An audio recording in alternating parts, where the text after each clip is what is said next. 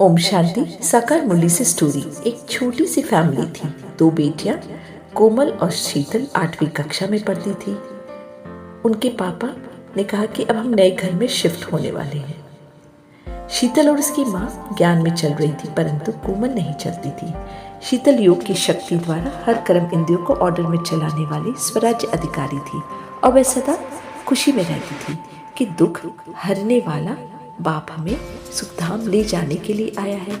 हम सब स्वर्ग की परिचादे बनने वाले हैं। कोमल बिल्कुल पढ़ती नहीं थी, परंतु उसकी माँ को अपने बच्चों की स्थिति देखकर कोई भी चिंता नहीं होती थी। जब दोनों बेटियों का रिजल्ट आता है तो कोमल फेल हो जाती है।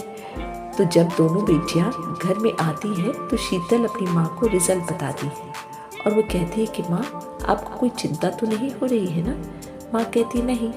जैसे ये परमात्मा जानते हैं कि सत्य की राजधानी स्थापन हो रही है।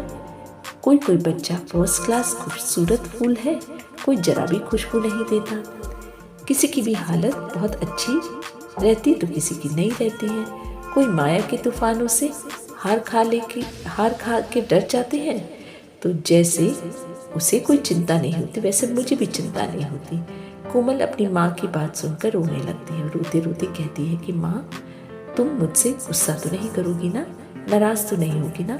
कोमल की माँ उसे समझाती कि बच्ची, जैसे तुम्हारे पापा नए घर में लेकर जाएंगे, मगर तुम्हारा दिल जो है वह पुराने घर से दिल हटाकर नए घर की याद करते रहते हैं। ऐसे ही अभी परमात्मा बाप हमें सुंदर परिचादा बनाते हैं। जैसे बाप गोरा मुसाफिर है, ऐसे उनकी याद से आत्मा को सांवरे से गोरा बनना है। माया से कभी भी डरना नहीं है और विजयी बनकर दिखाना है। शीतल कहती है, माँ, मैं तो सोच रही थी कि कोमल कभी सुधरेगी ही नहीं। तो माँ कहती है, कभी भी ये नहीं सोचना है कि ये सुनती नहीं, ये सुधरेगी नहीं।